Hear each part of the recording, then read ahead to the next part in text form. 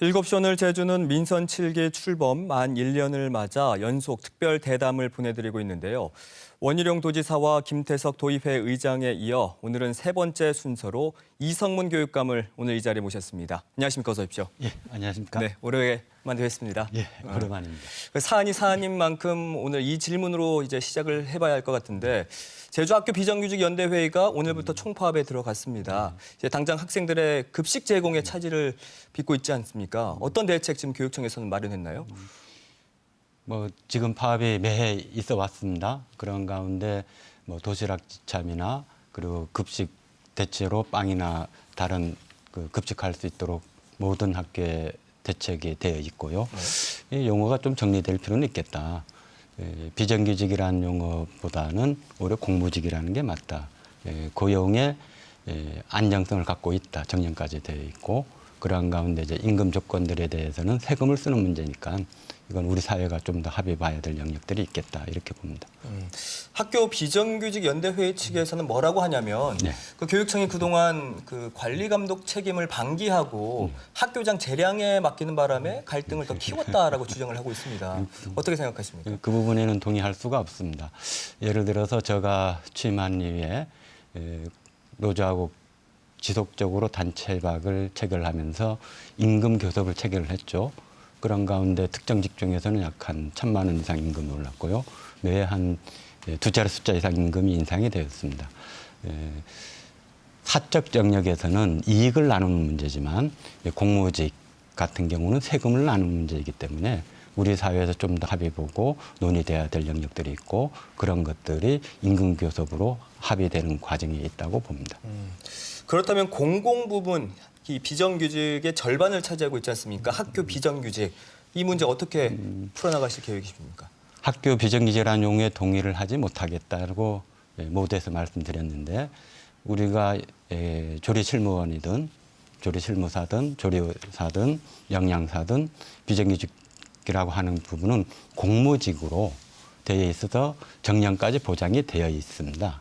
그렇기 때문에 비정규직 가장 큰 문제인 고용 안정 문제는 해결이 되어 있다. 그렇다면 그 나머지 부분이 임금과 그리고 근무 환경에 대한 부분인데 임금과 관련해서는 임금 교섭이 지금 진행 중이고요. 그동안 임금 인상률이 두 자리 숫자 이상이 되고 있기 때문에 그 부분에 대해서 조금 견해 차이는 있으나 그렇게 돼서 학교 떠넘기거나 그랬던 적 없습니다.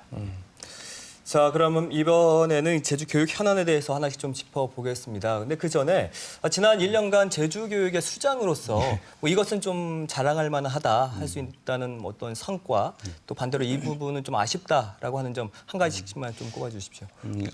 우리 아이들이 일상생활을 규율하는 것은 수업 시간인데 수업 과정이 아이들이 인정받고 존중받으려면 평가의 혁신이 일어나야 됩니다. 그래서 그 평가 혁신의 모형으로서 IBDP 한국어를 하게 된 것은 대단히 큰 의미가 있다. 그런 가운데 좀 아쉽다면은 아이들의 비만을 줄이지 못하는 몸과 마음과 관련해서 가정과 함께 풀어야 될 이런 영역에 대해서는 좀 더 노력이 필요하다 이렇게 봅니다. 네, 뭐 IB 얘기를 해주셨는데 이게 제주 교육계 최대 현안 아니겠습니까? 그 IB, 그러니까 이제 국제 바칼로레아인데 학생들이 어쨌든 주도적으로 문제 해결을 하는 프로젝트 위주의 수업, 그러니까 그 토론과 논술 중심의 그렇습니다. 이제 국제적으로도 공인된 교육 프로그램이죠. 그렇습니다. 이 계획을 교육감님께서는 계속 강력하게 추진해 오고 있습니다. 어떤 따로 이유가 있습니까? 현재 우리나라의 우리 아나운서께서도 알다시피 객관식 문제에서 맞았니 틀렸니만 이야기해 왔습니다. 생각을 물어보질 않았죠. 달나라에 토끼가 있어요 하면 그거 틀렸어 이렇게 하지 왜 달나라에 토끼가 살지 이렇게 물어보질 않습니다. 즉 인정받지 못하는 구조라는 거죠.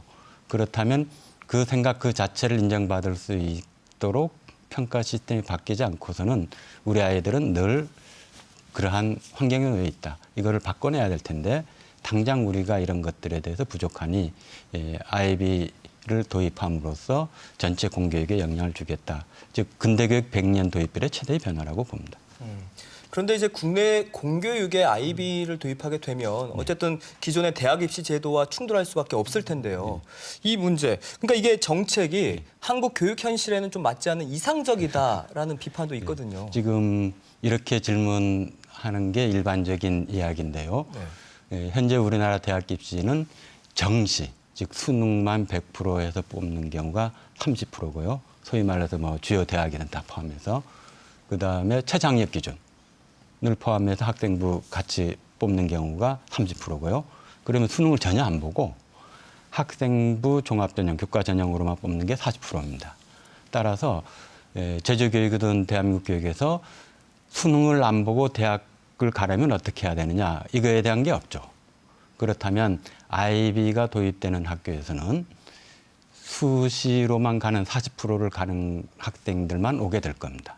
그렇다면 이 방향에 맞춰서 수업도 하고 평가도 하고 모든 것이 기록이 될 거기 때문에 오히려 수시로 대학 가는 데는 더 유리하다. 즉 대한민국 입시제도에 충분히 적응 가능하고 오히려 더 잘 할 수 있다라고 보고 있습니다. 근데 어쨌든 아이비 과정을 도입을 하게 된다면 교사들의 역할이 더 중요해지지 않겠습니까? 그렇습니다. 이 부분 어떻게 준비하고 있습니까? 잘 되고 있나요? 아이비 도입 이야기를 17년도부터 이야기했고 실질적으로 아이비가 시작되는 경우는 22년도니까 지방교육 정책 중에서 5년 동안 준비한 정책은 이제까지 없었습니다. 이 사이에 교사들이 준비되어 있고 또 교사들도 모여서 공부하고 있고요. 또 제주도 교육청이 해외 다양한 나라의 다양한 학교에 보조교사로 파견해서 근무했던 선생님들이 100명이 넘습니다. 그리고 앞으로도 지속적으로 될 거고요. 그렇기 때문에 교사들이 원하는 선생님들이 있고 그 선생님들이 모여서 아이비 학교를 된다면 큰 문제 없습니다.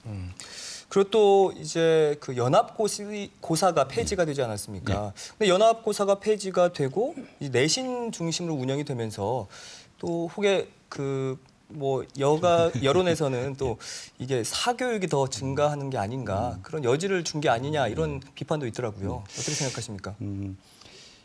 연합고사 폐지는 지역균형 발전의 최고의 정책이고 그런 가운데 선거에 맞물려 가면서 좀 가짜 뉴스들이 좀 돌았죠.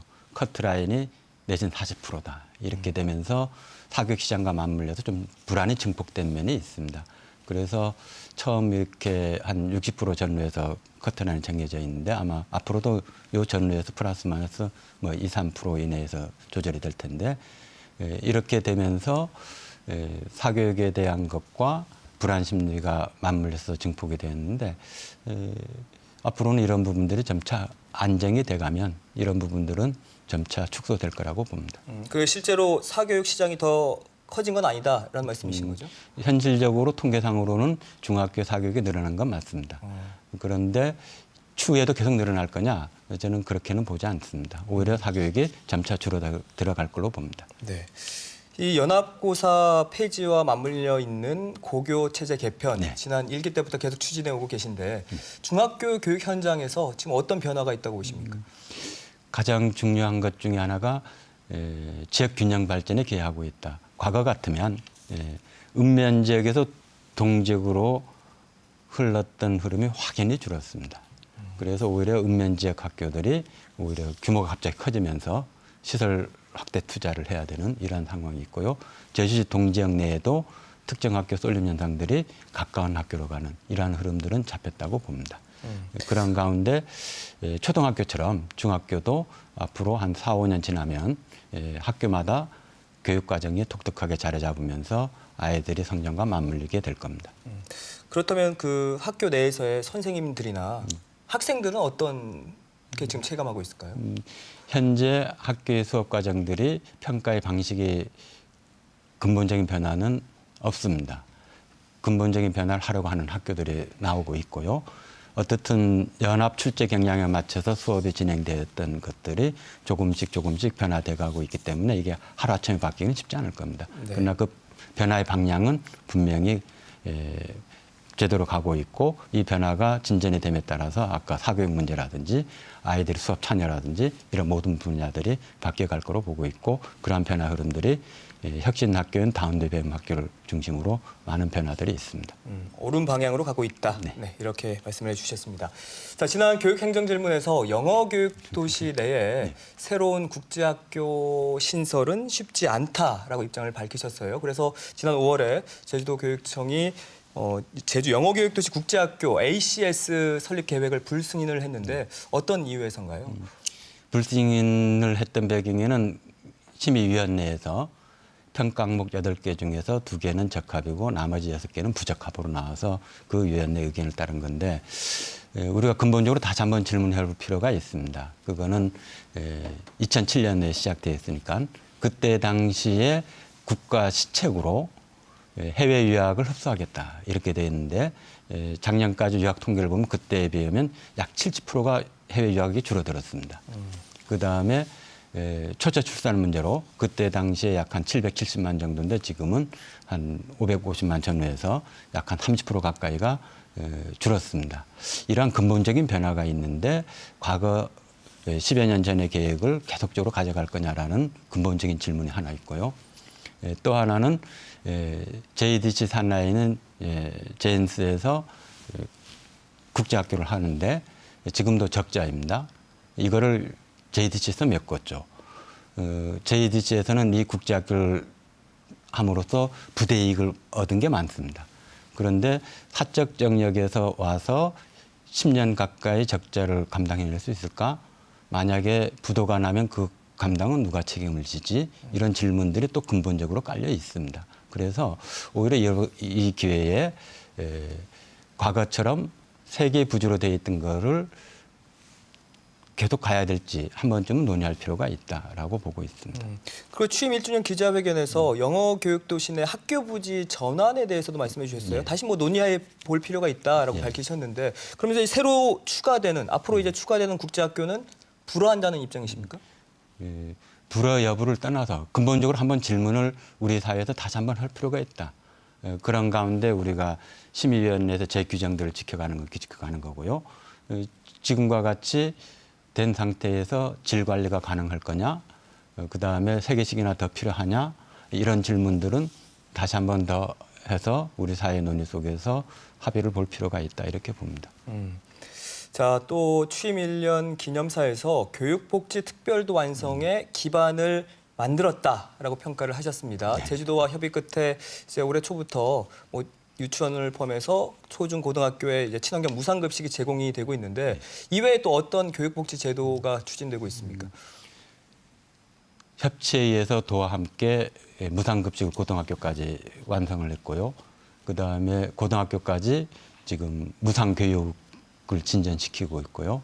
또 교복도 지금 지원을 하고 있고요.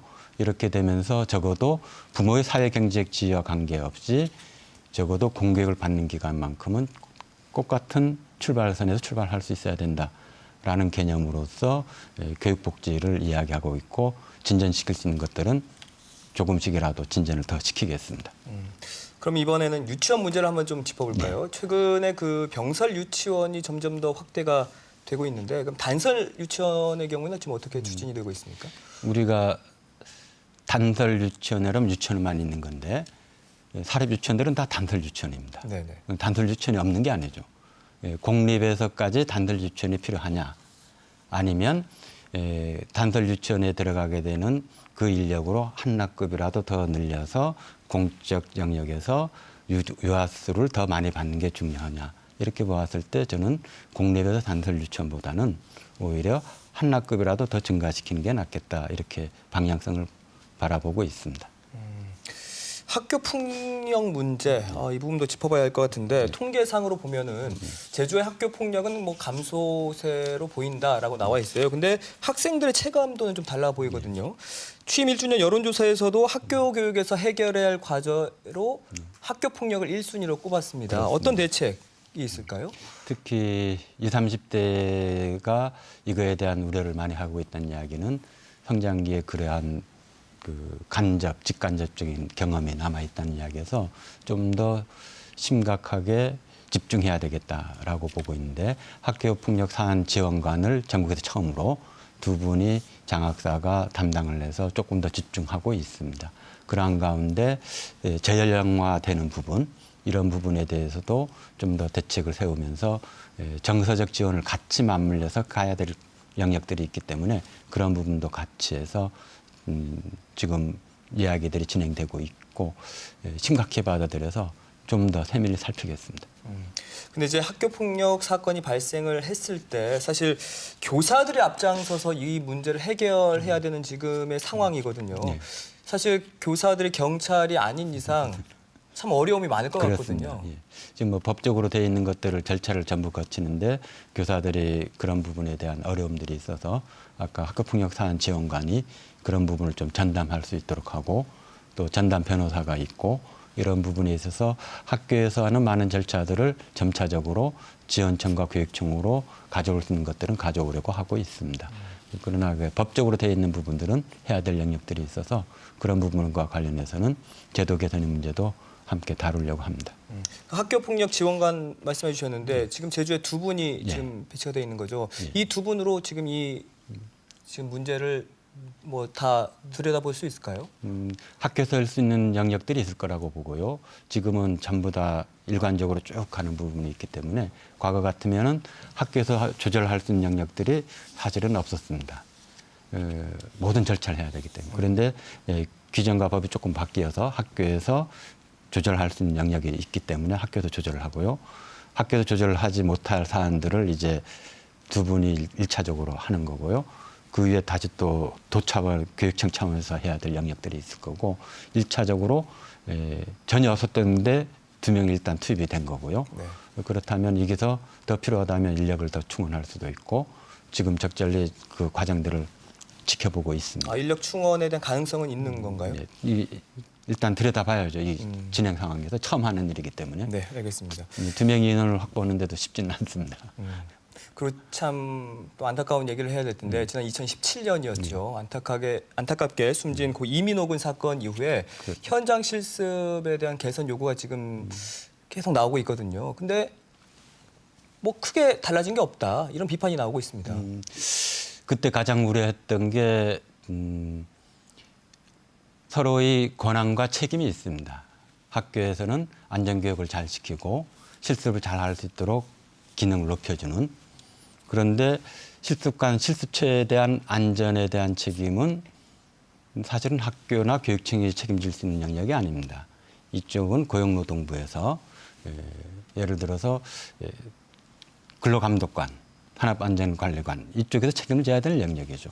그런데 이 모든 것들을 교육청에서 감당하라. 이거 불가능합니다.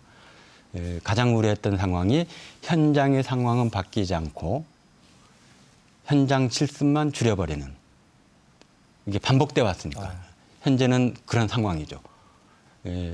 우리가 이렇게 보면 일상이 취하는 경찰이 그다음에 일상에서 안전은 119가 한다면 내 근무처의 안전은 근로감독관하고 산업안전지원관 해줘야 됩니다. 이러한 부분을 교육청이 하거나 권한도 없고 들어가서 지시할 수도 없고 가불관계로 보면 의리입니다. 그런데 현장의 산업체 현장의 안전이 바꾸는 것을 우리 사회가 같이 요구하고 그 권한을 갖고 있는 공무원들이 제 역할을 할 수 있도록 하고 필요하면 충원을 해줘야 됩니다. 그런데 교육청에서 그럼 그거를 요구를 하고 있습니다. 예, 그런 것들을 요구도 하고 이야기를 하고 있죠. 네네. 그런데 교육청 힘만은 안 되죠. 교육청에서 감당할 수 있는 요구를 한다면 아까 두 가지 영역을 이야기했습니다. 안전에 대한 철저한 덕 교육, 네. 그다음에 바로 실습에 현장에 취업했을 때 취업에 필요한 기능이 습득. 이 부분은 교육청이 책임지고 꾸준히 노력도 하고 더 많은 비난이 있으면 수용도 하고 가는데 현장에 대한 안전은 교육청의 권한이 아니고 또 이거를 교육청이 다시 책임 온다고 해서 할 수 있는 일도 아닙니다. 그래서 이러한 의제가 있을 때 우리가 다시 한번 그 권한과 책임을 분리해서 다시 한번 깊이 들여다볼 필요는 있다. 이렇게 봅니다. 교사들 사이에서 교권이 추락했다. 교사로서 자존감을 찾을 수 없다라는 하소연을 많이 하고 있더라고요. 교권 추락의 원인 어디에 있다고 보십니까? 우리 사회 교육 시스템에 가장 큰 문제들이 결집되어 있다고 봅니다. 하나는 뭐 입시 위주의 문화, 또 하나는 부모와 교사 간의 교육에 대한 신뢰의 문제, 그 다음에 또 하나는 아이들이 좀 정서적으로 안정이 안 돼 있는 이런 상황에서 나타낸 부대낌, 이런 각각의 영역들이 있는데 저 역시 일기에 단 한 명의 아이도 포기하지 않겠습니다 하고 난 다음에 2기에서는 아이 한 명 한 명이 존중받는 제주교육, 즉 학교 폭력이든 중도 탈락이든 일정한 수준에 가니까 더 이상 줄어들지 않는 것은 일상에서 우리 아이들이 인정받고 존중받지 못하다. 그래서 평가 혁신을 들고 나왔습니다. 그렇게 해서 아이들이 이야기를 할 때 그것 자체를 인정해 주는 것. 즉 달나라에 토끼가 살아요 할 때 그 자체로 인정해 주는 것. 여기서 출발하는 것. 이렇게 되면 아까 학교 폭력이든 교권이든 모든 게 이 안에 있다. 그런 가운데 구체적으로 발생한 경우에 대한 대책은 교권을 확실히 세야 교육의 선관 제대로 해줘야 될 거고요. 이러한 내용적 소프트웨어는 장기적이면서 단계적으로도 꾸준히 해나갈 예정입니다. 또 교사들이요. 예. 법적 근거도 불명확한 어떤 수백 가지 잡무에 시달리면서 그 서류 작성에 매달리다 보니까 예. 교육권을 침해받고 있다라고 또 주장을 하고 있더라고요. 어떻게 생각하십니까? 뭐 학교에 있는 일이 누군가는 해야 되기 때문에 잡무라고 하는 것은 좀 어폐가 있다고 보고요. 이제까지 교육 중심 시스템, 아까 평가 혁신을 하기 위해서는 교사가 기존보다 3, 내지 5배 정도의 일이 많으니 이거를 지원해 주기 위해서 행정 지원이 혁신이 일어나야 된다. 그리고 관리자들이 리더십 혁신이 있어야 되겠다. 이렇게 해서 3대 혁신을 가져서 지금 진행하고 있는데요. 교육 중심 시스템 되거나 혁신 학교인 다운대 배움학교에서는 교사가 수업만 할 수 있는 구조로 만들어 놨습니다. 그리고 행정을 지원하는 전담 교사나 전담 실무사나 또 일부는 지원청에서 가져올 수 있는 것 가져오는 것, 이러한 것들이 다양하게 진행이 되면서 올해 내년쯤 되면은 어느 한쪽으로 좀 모아질 거라고 보기 때문에 선생님들이 적어도 지금 초중까지는 많은 부분들이 해결됐다고 보고요. 네. 지금 고등학교 부분들이 좀 남아 있고, 그런데 이 부분에 있어서 조금 더 인력 채용의 문제, 이런 부분들이 있어서 좀 더 검토되는 사안들이 있습니다. 네. 이렇게 이야기를 나누다 보니까 어느덧 마무리해야 할 시간이 다가왔습니다. 이제 그럼 앞으로 3년 동안 이 부분만큼은 좀 더 추진을 하겠다, 좀 중점적으로 추진하겠다 할 사항이 있다면 어떤 게 있을까요? IB 도입과 관련된 평가 혁신을 중심으로 한 리더십 혁신, 행정 지원 혁신과 더불어서 교육복지특별도에 대한 완성을 위한 노력들을 해나가겠습니다. 그리고 저는 그 교육과에 또 그 단 한 명의 아이도 포기하지 않겠다라는 말을 좀 개인적으로 좋아하거든요. 이 약속은 계속 지켜나가시는 거죠? 계속하는 겁니다. 한 아이의 삶이 바뀐다는 것은 그 아이 평생의 삶이 바뀌고 우주가 바뀌는 거기 때문에 진짜 한 명 한 명이 우리 아이들을 소중하게 여기고 존중받고 인정받았으면 합니다. 네, 알겠습니다. 앞으로 남은 임기 동안에도 우리 아이들이 늘 안전하고 또 질 좋은 교육을 받을 수 있도록 애써주시기 바라겠습니다. 바쁘신 와중에도 오늘 나오셔서 고맙습니다. 예, 고맙습니다. 네.